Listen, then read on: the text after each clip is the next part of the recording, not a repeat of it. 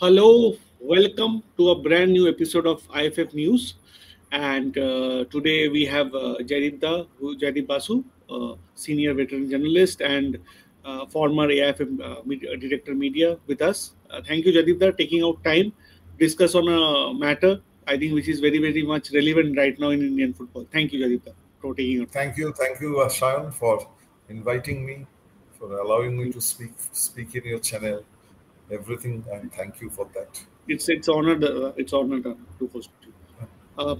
Dada, before we start, giving all the audience a context of this discussion, I'll just start off with this discussion with saying that now after waiting for roughly 8 years, the All India Football Federation has finally received its constitution from the Supreme Court. It needs to be adopted by the AIFF, I think, by within next 4 weeks, and on that matter, Jaridda will be here and will be discussing on this matter. Jaridda, how have been means how you have seen and in this matter the Supreme Court and how they have functioned. What is your take on this till now? And do you think the FIFA ban has been avoided somehow? As people are saying. How happy I am with the Constitution. You are Yes, asking me yes, that. I yes, think everyone is happy. It's a happy means like everybody has heaved a sigh of relief when a when a particular case drags on for 8 years, then people generally lose hope and they think it will never be solved. From 2017, it is dragging, and it has seen so many twists and turns over the years, and still there was no conclusion to it. That finally it has come to a conclusion to it is, of course, there. Like everyone, I am happy, and more than that, as I said, I am relieved. Everyone is relieved, so I am. I am no different from them. And what was your second question, Shaya? I just wanted to understand how Mandavi, do you think the FIFA ban has been averted, as people are saying, claiming in various social media, it's coming up that somehow the FIFA ban somehow it is the AIFF has Avoided. managed to avert it. See, FIFA has given you a I think October 30 was the deadline for FIFA, and Supreme Court has given a deadline of 4 weeks. So I think by mid October it will be adopted, and AIFF will adopt the constitution. So automatically, FIFA will have. I don't think FIFA will have much to say about it if AIFF adopts the constitution. So if you look at that way, it is definitely been avoided, as you say. It has been avoided. But of course, there is a slight hitch that a lot of people are talking about. That one particular point, which is a very gray area, where the Honorable Supreme Court has said that any amendment to the Constitution has to get the approval of the Supreme Court. But at the same time, the Supreme Court has said that they do not want court to intervene in every matter of a sporting federation. So this is only for the time being. So what is exactly the time frame? We do not know. That's an area where Supreme Court has not given anyone a very clear picture about it. People have been left wondering, I would rather say. So that is one area, as some people are saying, those who are experts in this area, those who know the FIFA and the AFC rules and the member associations obligations towards them and everything, they are saying that this could be FIFA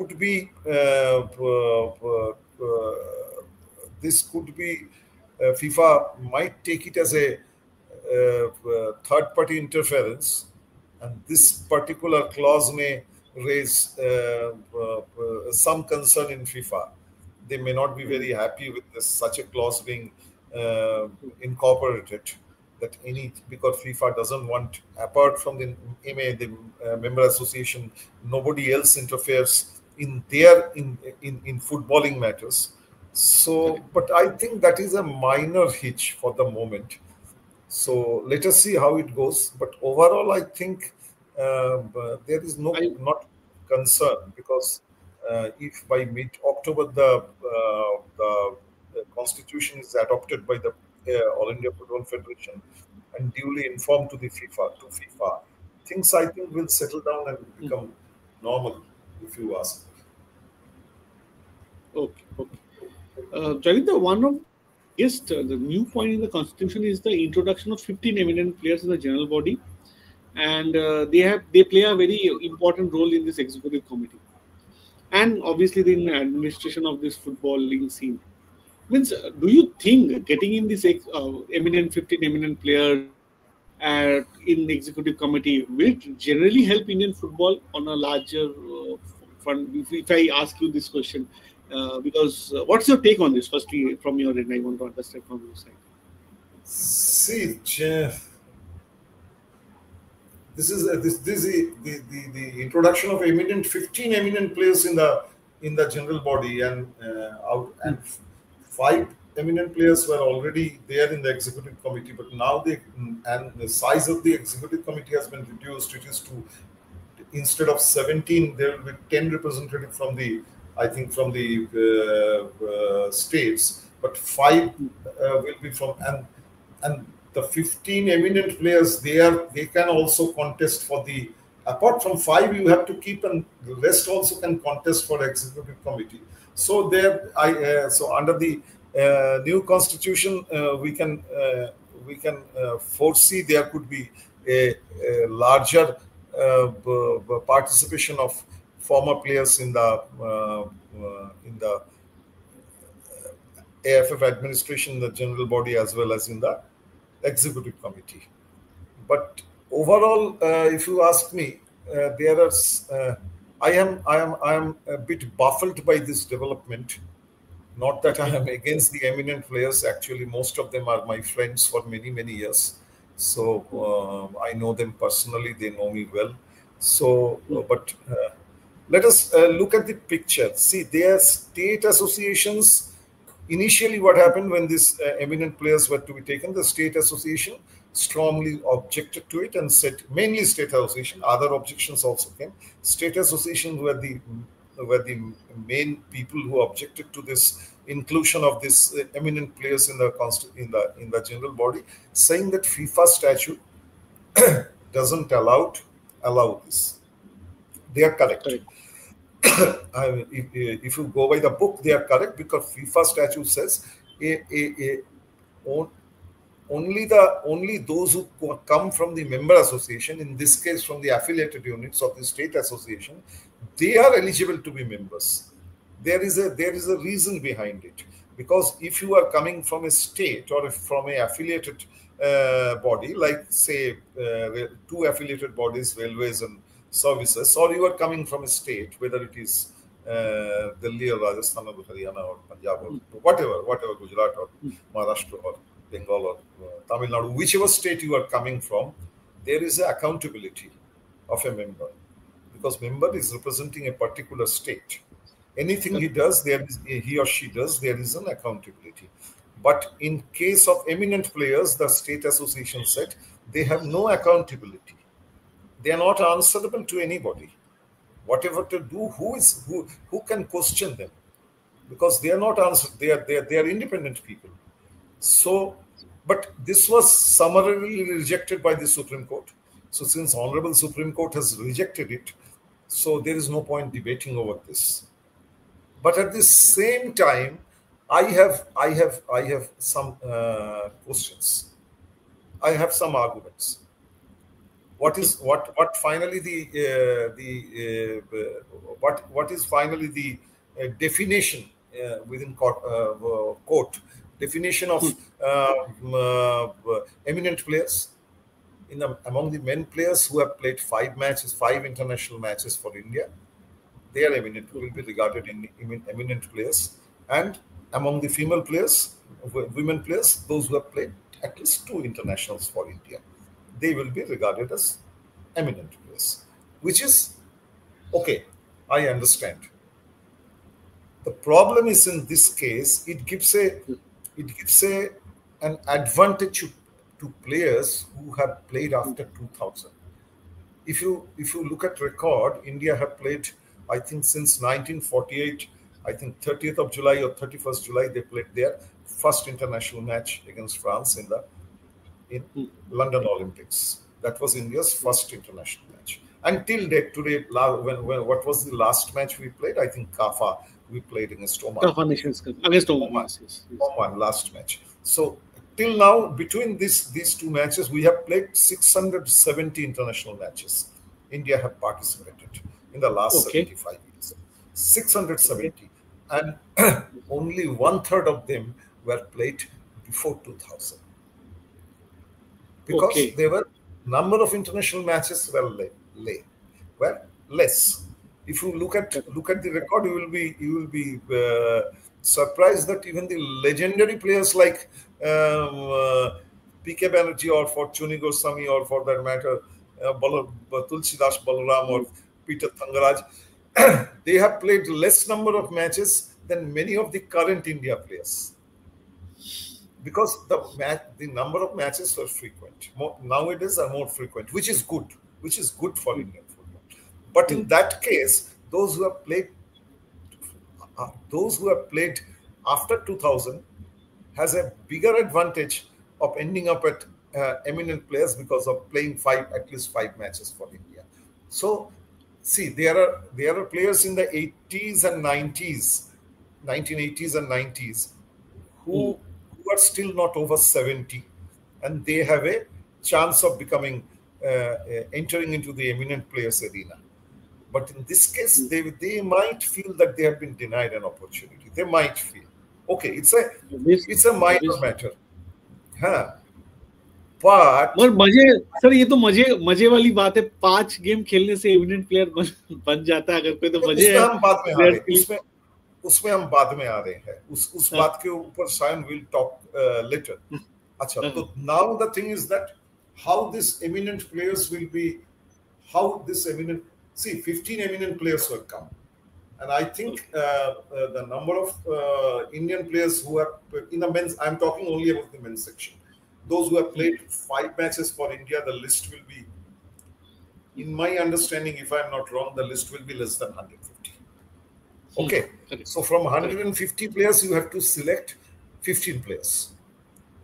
Okay, who have played at least. So how they previously, those who are in the last executive committee, those who have played maximum number of matches, they were accommodated. But now the Honorable Supreme Court has said and the Justice Nageswar Rao Constitution says that there will be a formation of NPA, which is National Players Association. Okay, hold on now. Who are the members of the National Players Association? Those who are over the age of 18, and at least played 5 matches for their clubs or for the states. Correct. So first of all, we come from the states.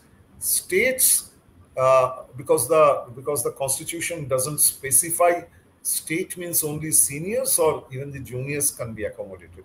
Since it has not been specified that they has to play for the states, that means in the seniors, that means for the Santosh Trophy, we can safely assume those who have played in the under-16 for their states in the Mir Iqbal Hossain Trophy, or for that matter in the under-19 for the states, those who are, that is BC Roy Trophy, or the newly introduced under-20 national tournament, which is Swami Vivekananda Trophy. Those who have played in this should also be eligible to be among those who have played 5 matches for the states. Okay. You can understand, Shayana, what I am saying, isn't it? So and there is another very surprising thing. Whether it's a slip or it has been done deliberately, I do not know.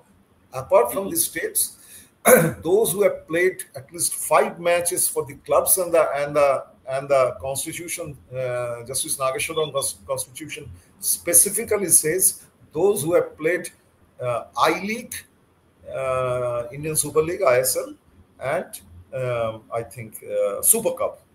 So for their clubs, The problem is all these three tournaments are post-2006 phenomenon. Before 2000s, the Super Cup came much later. It was Federation Cup before. The I-League was only introduced in 2006. Before it was National Football League. And ISL has come in 2014, 10 years ago. As all of us know, the Premier League of the country, currently it came as a franchisee league. That's a different story. So that means, what about those who have played for their club 5 matches but never played for these states, but players who have played maybe in the National Football League, or for that matter, maybe AIFF Shield, Durand Cup, Rovers Cup, major tournaments, will not they be eligible to be in the NPA, in the National Players Association? This is one question I have. And second question I have, that National Players Association, how many players will be there? The broadness of that from every state, those who have played 5 matches at least, you will get a number of players. It may run up to between 2,000 and 3,000 players. This is my understanding, because every year there are national championship in different age groups. And since the Honorable Supreme Court has not specified that it is for the seniors only, so we assume that it is for the junior. When someone is represented in the juniors for the state, are also eligible. So it might run into thousands. Thousands means 2,000 to 3,000. So they will be electing. There will be an election among them. It's an association will elect 15 eminent players who will go to the AIFF general body. Now tell me, Sayan, one thing. Don't you think it is very restrictive? You have 3,000 players. Okay, 2,500 players. Among them are 150 who have played for the country in at least 5 matches. Fine. They are better. They were better players, no doubt about that. But that means these 150 players only have future. All others are voters. So they have no ambition. These players are, the other members are there only for voting. They cannot stand in the elections. You have heard about George Orwell's famous book 1984, where they said, that's a famous saying, that everyone is equal, but some are more equal. That has become a legendary sentence. So here 150 players are more equal. And if I am a member of the NPA, I have never played for India, at least not 5 matches. If I feel that I am only a voter there, I cannot go beyond a level. I cannot go to AIFF because my sporting career doesn't allow that. Shouldn't I lose interest? Correct. Shouldn't I stop going to the voting at all? Why should I become a member of NPA? For what? You tell me. Correct. So I think there are counter arguments to it also. I understand, but I find it is bit restrictive. That is my understanding, that it is bit restrictive. See, the point is, in this case, Sayan, the point is, there is always a feeling that if players come to administration, things will improve, which is not the correct idea or the correct approach, which we have seen on several occasions. I am giving you an example. It is being regularly said that Kalyan Choube is the first footballer president of AIFF. Okay, which we also say, I also say, you also say, the first footballer president of the AIFF. And it's a big thing that a footballer has become a president. But he's not the first. That's the biggest problem. We don't understand. I can name you at least 2 presidents, Pankaj Gupta and M. Dattare, who were AIFF presidents long back ago. They were very efficient footballers, decent footballers at the club level. Pankaj Gupta also knew his football so well. He's the first Indian to become the referee of AIFF Shield final. Before that, everyone was a white people only supervised AIFF Shield final. And M. Dattare not only knew his football, he knew his cricket so well that he was a first-class umpire and stood as an umpire in a Ranji Trophy final. So they were not, just because they had not represented India or played for smaller clubs, that doesn't mean that they were and they were very good administrators. So it is right. We can also label them as, so they are not the only one. That anybody plays for India will have to be good administrator. I don't agree with that. There could be several players who may have not represented the country, but they have excelled after playing. Football career was over. They have excelled in other fields. I can name them. I don't want to name them here because I don't want to specifically name a few people, but who have done exceptionally well as administrators. So it completely blocks them from becoming anything in the AIFF. For the simple reason, they have not played 5 matches for India. And there is one more point side of this. That is, there is a conflict of interest issue in this.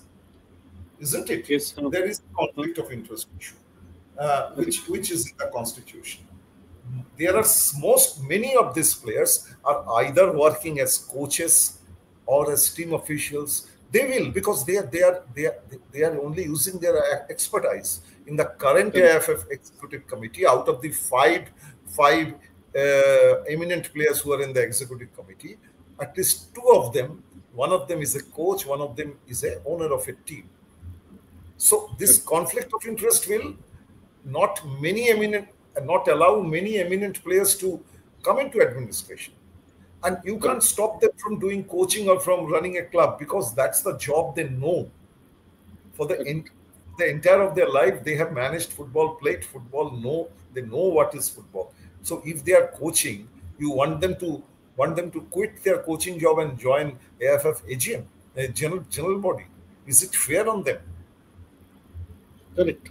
So overall, this 15 eminent players, I thought there are too many loopholes into it, which I just explained my. I think Jaditha, you were spot on in one part where you said that after 2000, the data you gave, actually it was an eye opener for me, at least. I think all the audience watching here, it was eye opener for me also, because you said after 2000, the majority of the games, I think close to 70% of the India's international games were played after 2000. So it becomes very evident the player who has debuted after 2000 in last 25 years will obviously have better chances than player who has played in, for example, 70s or 80s. That's the thing. And one important point. That is my take on 15 players. On 15 players. Jaditha, one important point, I think another thing you have highlighted today, I think many of the persons who have been seeing the video right now or will see it later will agree that generally the football fans were in this notion that Kalyan Chobe was the only football player who has taken over the AIFF president. You named 2 people already that who were also footballers before this, who were also AIFF president, and they were quite successful. They were these decent club level footballers. They were. So they played their football during their youth. They may not have been in the India squad. That's a different issue. There are thousands of players who play, and they are keen watcher of the game, keen players, and keen follower of the game also. So you cannot just throw them out saying, because you have not played for India, so you are not eligible for administration. You are not eligible to come as an eminent player. I have few doubts in it, and well, the Honorable Supreme Court has given the judgment after much thought must have. So we have whatever they say, we have to accept it. But then you are not left with any other option. But in my understanding, these questions come to my mind. I just spoke my mind loudly. It will really help us in understanding this better. I think that's why I think no better person than you to discuss on this. So Jaditha, one question to you would be here. The new constitution obviously gives AIFF a much bigger general body. Do you think what changes can it make AIFF with a bigger general body? Because the way AIFF has been run for last 2 3 years, especially, has been in shambles. I think many of the people are already commenting about AIFF in our comment section. So I just wanted to understand what is your take on that, your On perspective. a bigger general body they have given. See, Yes, yes. Sayan, let me tell you, when we were very young, I was in school at that time. I think Andhra Pradesh. I think it was Andhra Pradesh. That time it was there was no Telangana, only Andhra Pradesh. Both states was so Andhra Pradesh had a chief minister. So and there was a lot of problems in the party to keep the flock together. He that time there was no restriction on number of ministers. Now I think you have to not more than 10 or 20% can't be ministers. He announced a cabinet of 60 people. I still remember. And one of the newspaper statesmen in his editorial said it's an Airbus ministry. They called it an Airbus ministry. So this is almost an Airbus general body. See, all general body already had 36 members from 36 states. And now they have added another 22 into it, 15 eminent players, 3 from clubs, I-League champions, ISL champions, and the IWL champions, 2 from coaches, 2 from referees and everything. They have, so they have introduced. So the thing is that, yeah, it has become bigger. And general body's problem is one problem with the general body. General body is held only once a year, and if there is an extraordinary for general meeting for some reason, maximum twice a year. In most of the years, in most of this time, the general body is held once in a year. That's all. So a bigger general body, this including all these members, how they are going to really help, whether they are going to really help or it is going to add to the chaos and confusion, I'm not very sure about. सबको मिलना चाहिए. General Actually, body people are is, commenting. Jarinda, people are commenting. सबको मिलना चाहिए इसलिए किया है सबने. ठीक है, which is okay, but the thing is that their contribution could be minimal. That's what I say. Let us see. I'm not against it, but Okay. just to make it bigger. And one more point I forgot to in the eminent players thing, I forgot that there will be an election of this National Players Association, which is a huge thing. More than 3,000 players involved, and according to El Nageshwar Rao Constitution, the AIFF will have to take care of it. Not only their election, even the coaches committee elections and the referees committee election, everything will have to be taken up by the AIFF. It will hit the AIFF exchequer very badly. Like you were talking about AGM, a big AGM, a 58-member general body. I think its logistical cost for one meeting should be at least 50 lakhs. I'm not sure about it. So 50 lakhs for one meeting, it will cost us. For logistic meeting, for logistical purpose, because it will not only be 58 members, because the executive committee members are not allowed to speak in the AGM. They will have, so you add another 17 of them, or 10, nowadays 15 of them. So it is going to be a huge number. So it's, as somebody has commented, सबको chance मिलना चाहिए. Whosoever has said is absolutely right. सबको chance मिलना चाहिए. लेकिन मेरा कहना ये है कि बॉडी में होने से काम करने का chance कहाँ मिलेगा? That is my, just because you make it bigger, it doesn't bring you quality. That is the thing. What I mean to say. Yeah. See, if you bring eminent players there, you should be able to give them a platform to give their views also. An AGM which is only held once in a year. So, well, you can always write letters, you can have meetings, there are hundreds of ways. But my experience says that AGM members, my experience, I have worked as a football reporter in country's major newspapers for more than 35 years. So I have seen the AGM members become very indifferent to everything, the general body members, because they know they will come once in a year. They are from the states. So when they come to the AGM also, most of them do not show much of interest because they have come. This is what I have seen. So if the bigger AGM can bring better quality, so I have no problem. My only worry is that it doesn't add confusion to the entire thing.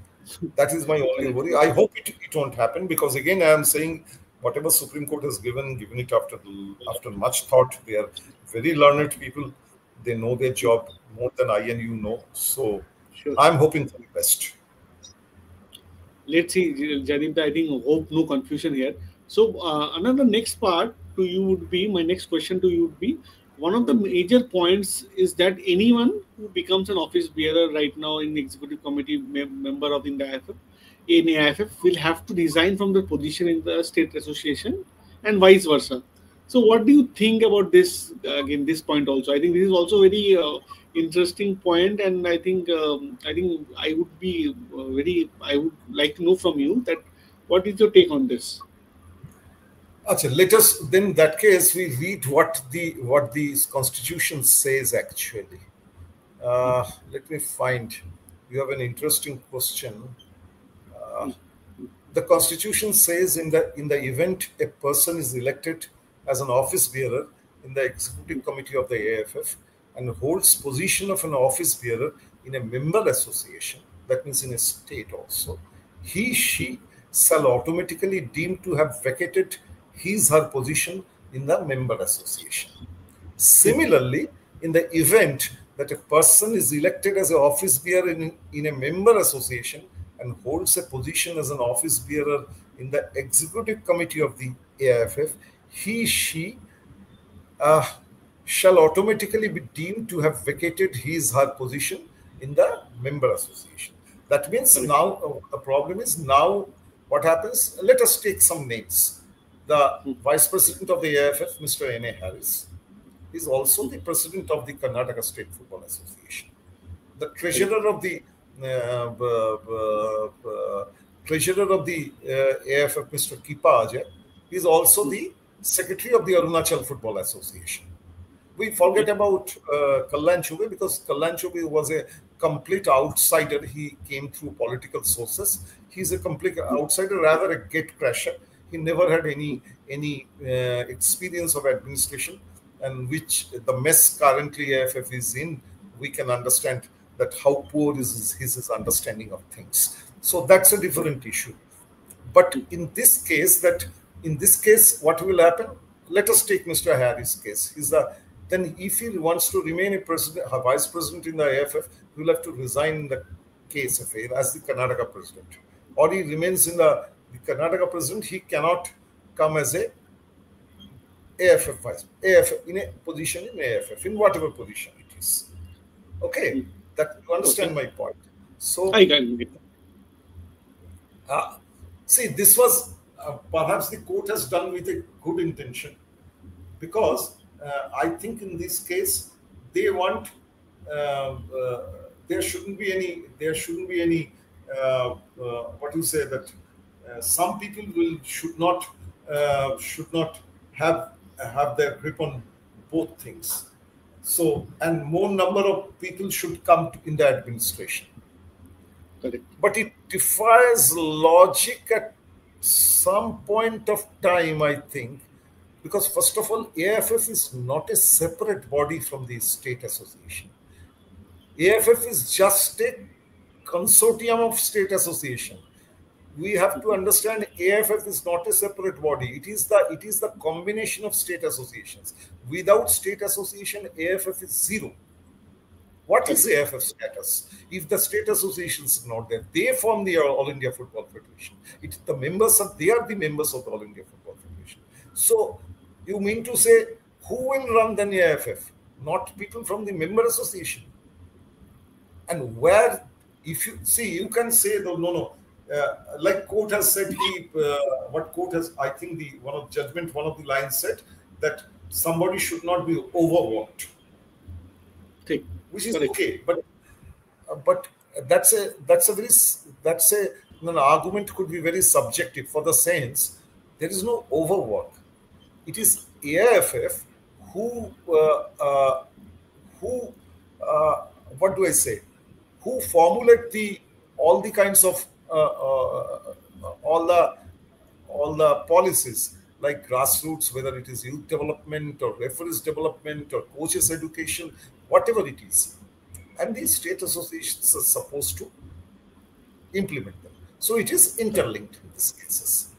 Okay, there it is being interlinked. So, and so where do you get people if you don't allow the it? What is going to happen if I? It's from my experience. I'm telling you, any state association official who is an official there, who is a office bearer there, and wants to be and if he is asked to vacate his position, if he wants to become an official in the executive committee member in the AIFF, or a office bearer in the AIFF, he will choose he will opt for his state association. He will never come to AIFF. So you might not get enough people to run the AIFF. But one thing in this is that I don't know why this point has been incorporated. You have to see in the initial constitution which was submitted by Justice L. Nageshwar Rao, he deleted this point. He actually deleted this point, but Supreme Court has brought it back. I think I don't know whether it is amicus curiae or whosoever it is has given them advice to do it. Only point here is that as the sports act, which is supposed to come, where any day it has already been finalized and the notification is supposed to come any day. That bill which will be incorporated in the AIFF constitution doesn't carry this particular point. So I think after a few months this point has to be removed. So why it was at all introduced, I'm not sure about it. But it's not exactly. It doesn't. I don't know how much it will help if it remains. Jadita, I think we have discussed about this Supreme Court's judgment and all. Firstly, I want to understand why this mess was created, Jadita. I think this is something which has not happened for last 1 year. It was pending for a long time. So, I just wanted to understand from you that what is your take on this whole matter? Because you see why this situation has arisen right now. Indian football is currently in a very bad shape outside the field. So, what was the reason for this situation arising? What's your take on this? Can you just ask your question specifically once again? I didn't really. I just wanted to understand why this constitutions, which has been right now told within 4 weeks we have to frame it. So what do you? I just wanted to understand from you why did this situation arise now? It has been pending for a long time, and I don't think it has been happening for last 1 year or 2 years. I think it was a long pending issue, if I'm not mistaken. Hard part of it, and I may have to say a few unpleasant things. First of all, it is AIFF who is responsible for this. See, AIFF is currently run by a bunch of people, at least some of them, who are mortally scared of losing their chairs. They are mortally scared of losing their chairs. Their only agenda in life is to remain in chairs. So if you look at the AIFF arguments in the Supreme Court, it was so monotonous. It came with a one-point agenda that this committee should be allowed to stay for 4 years, which they have succeeded. The Supreme Court has agreed to it. So beyond that, all these points which we were discussing, at least I don't know what they have given in their affidavits, which of course I am not privy to. I have not seen them, but none of them got into these finer points and done it. So what happens? Like some football officials said, and of course the football officials themselves are responsible for it. This entire show of AIFF constitution has become a lawyer's show. See, I have nothing against the lawyers. They must be the finest legal brains in the country. I'm very, very sure about them. They are big people who are dominating the Supreme Court. Big people they are, definitely. But the thing is that I don't think any of them even ran a third division club in any state associations ever, because how the practical problems they have completely overlooked, or they have not been able to look at it. So it is AIFF who are responsible for it. It is very fashionable to say that all state associations are bad. No, it is not. Some of the state associations are real bad. One should be ashamed of them. At least they should be ashamed of themselves. Some of the state associations, they perform so poorly. But I can name you at least half a dozen sports state associations who have been doing a very, very decent job. So not to allow them to get into it with this kinds of clauses is, where do you get your experienced people from? Where they will gain experience? You whatever little has been done in Indian football, state associations have some contribution somewhere.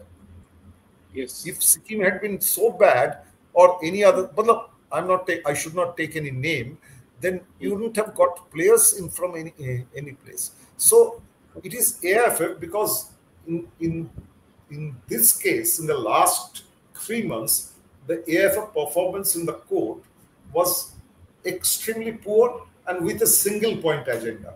They were ready to leave anything for the sake of staying in power for 4 years. That's all, nothing else. So the blame actually goes on them if you look at it. So that's what is that. As you asked, why did this situation? How did this situation arise? This is the way it was arising. Okay, Janita, I think you have cleared all of many of the doubts, but there are some questions, or many of our viewers have put in. I think a few of the questions we will be wanting to take it from their side. So SB Sports Extreme, this is a profile account. He has said a question to us. Top tier league of Indian football will have promotion relegation. Investor, anyone like it or not? Is it compulsory? And he has again question: will we see the quality of top tier league like I League? He is saying that AIFF admin has been very inexperienced in handling this situation, as you were saying also. So he just first, if I can question the first part, top tier of League of Indian football will have promotion relegation, which has been said. What's your take on this? Do you think this is something which was it's a welcoming thing in Indian football, relegation promotion? I think because it was a long-standing demand. A league without promotion and relegation becomes very boring, because after when in the last few weeks, last few months, when there is if the teams who know they are not doing well, if there is no relegation, they will have why should they play? You tell me. Why should they play? Because there is no fear of relegation. Forget about it. This relegation, I think, in any league is a must. And see, previously there was no relegation because it was clear that ISL was a franchise league, and in a franchise league, okay, no really. But currently it is the Premier League of the country, and in 4 years ago, when the AFC made a roadmap, then all parties signed to it. From 2024-25 onwards, they will implement relegation, and which last year they went back on them. The ISL did not accept it. So I think relegation is okay. Relegation is okay. The problem is in I-League also, we are seeing that anybody who gets relegated, they try to take some way or the other to avoid relegation.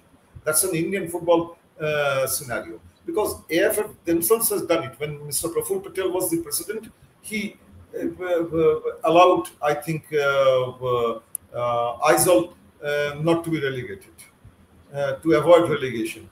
2 years ago, the Kengre, one of the Maharashtra clubs, they were relegated. Then AIFF executive committee led by Kalyan Chobe allowed the team to play again, and next year they again got relegated. So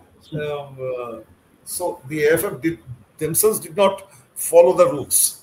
So the charity begins at home. So if you don't do it at home, then you shouldn't ask it for others to follow the rule. But in this case, it is a relegation which has been directed by the Supreme Court. So what else can anyone do? So they have to accept it. Correct, correct. Janita, I think SB Sports Extreme has this question. There was other questions also, but one thing I want to understand. I think many of the questions they've been asking. Chaitya, this is all done now. Constitution will be framed in next 4 weeks time, and it will be done. All the problems will come to an ease. But what about Indian footballing scene? Because many we get questions daily that where is the calendar? Because Super Cup, we have been told a tentative date from 25th October. When will the country's top Premier League will start, ISL? Because we don't have anybody. Do you see FSDL going out of this race of of running this league? And do you think anybody is there who can do better than FSDL? My second question to you would be: Will it be? do you think FSDL would be going away from Indian football, given the current way they So are that is looking at that things? is a Shayan, that's a very hypothetical question, and I think only the FSDL because I don't know anybody in the FSDL, and I have no connection with them also. But it looks because now though I think according to constitution there could only be sponsors, there cannot be. So things are pretty shaky and bad. There is no doubt about it. But now the new bid process will start with KPMG, given the job to to do it, and they will do it. So let us wait for a couple of weeks. By October 15, it has to be cleared, which is not very far away, less than a month, I think. So let us hope for the same. But I am completely in agreement with Sayan, with you, that अभी तो situation काफी गड़बड़ी लग रहा है, and FSDL जाने का संभावना तो है, लग रहा है कि वो हो सकता है कि they will not be with Indian football anymore. I don't know, because again that is their choice, so I have no idea what's happening. Janita, But आपने इंडियन फुटबॉल को बहुत साल से देखा है, एंड सच मुझ बताओ, because what see, I started watching Indian football from 97, 98 when I was going to school, boy, and आप उससे बहुत पहले से इंडियन फुटबॉल को देख रहे हो. FSDL आने के बाद, the way we can say it's a debatable thing that how they have run this ISL and ISL pros and cons, but there was at least a structure. Do you think that an amount, the money they invested in Indian football was huge? There was it correct to invest so much, or it was not? That is another topic of discussion. But they invested a lot of money in Indian football. Do you think any other once if they leave it, so it will be very very difficult whoever comes, because given current Indian market, Indian football scenario जो है, उसमें ज़्यादा sponsor मिलते भी नहीं है market में, बहुत कम. We are very less takers. बहुत सारे क्लब को प्रिंसिपल स्पॉन्सर्स नहीं मिलते जो ISL खेलते हैं. तो उस हिसाब से आप चीज को कैसे देख रहे हो? Because without money to run a league it's very difficult. Without one to run a league it's very difficult, and the way they to promote that league, that was on a different level. मैंने इससे पहले मैंने तो नहीं देखा था. हाँ, जी ने भी किया था, but that was not the stature FSDL did, how they marketed ISL in that level. So आपको क्या लगता है, FSDL जाने के बाद तो it will be a very difficult shoe for anybody to come in to fill in their space, because they marketed the league much better. See, we are here to discuss the constitution. This part was not a good. Actually, I think I understand, but I think, because what you have asked is the burning question in Indian football at the moment. There is no doubt about it. But the thing is that nobody can be expected to stay forever. It doesn't happen anywhere in the world, except for Adidas with FIFA. Nobody has Adidas with FIFA is for a very very long period, but that is for a different reason. When FIFA was not this FIFA, Adidas has been supporting FIFA from that time. So FIFA Adidas tie-up has never is almost a never-ending tie-up. But anywhere the sponsors have come, sponsors have changed. Marketing partners have come, marketing partners have changed. So we cannot expect FSDL or for anybody for that matter to stay forever. It doesn't happen. Hero was FSDL title sponsors for such a long time. In the last 2 years, Hero vanished. Hero did not come. So nobody actually came. So in this case also, I don't expect FSDL to stay forever. It is not their duty, and this is not their divine right and divine duty, what I mean to say. But and another thing you have to understand, the transition period. The transition period in any sector, in life, in any sector, is always a little bit bumpy, isn't it? So this case also, it is proving to be a bit bumpy. Of course, this again, AIFF is hugely responsible for this mess, because everybody knew that the AIFF contract with FSDL is coming to an end in December 31, which this particular committee led by Mr. Kallan Chugan knew from the day they assumed office. But they didn't do anything. Then their wake-up call came. They woke up from their slumber only in February 2025. What they were doing for the past 3 years? This question can always be asked. But the thing is that it is a bumpy ride, as I said. Any transition period is a bumpy ride. So hopefully they will get over, I think. That's all we can hope for. That is the thing. But one thing I'm again telling you, that whatever money they have brought, whatever they have done, I agree with them. But they are nobody in this. Why take their name? They have invested a lot of money in Indian football, FSDL. So let's not blame them or take their name. But nobody should think they are bigger than Indian football. This game will stay, this game will run, this game will revive, the game will do. For the 150 years, football is being played in India, and it will be played. So nobody in this country is indispensable to Indian football. No, sorry. Maybe it will be a bit. The journey could be a bit shaky. The journey could be difficult, but journey will not end. It will go. Journey never end.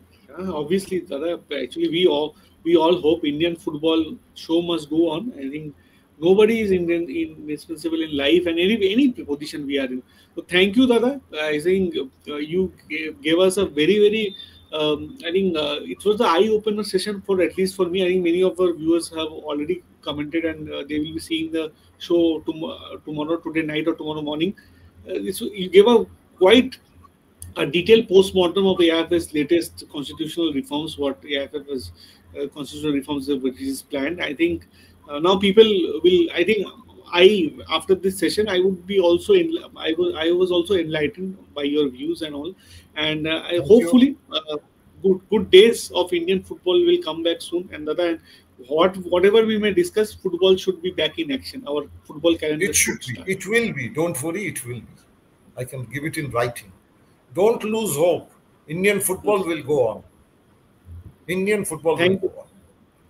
Thank you. I think this is a lovely way to finish the show. I think Jaribda summing it up, Indian football will go on. And I think that is the moral of the story. Whatever may happen, Indian football will definitely go on. And it may be shaky. It may be, initially it will be a bit tough. But I think Indian football is a bigger institution, bigger thing. And I think we all love Indian football. Thank you, Jaribda, for coming in and giving your valuable time and enlightening me and our audience regarding AIFF Constitution. Thank you, Dada. And thank you to all the audience who have watched it. I think India-Pakistan game is going on still. People have come in and question and come and discuss about Indian football. And I think that's a great thing. Thank you so much. Thank you so much. We'll catch up tomorrow night. Do comment us and what do you think about AIF's latest constitutional reforms. Thank you. Do let us know and do follow us on Twitter. Thank you. Goodbye from our side. Good night. Good night.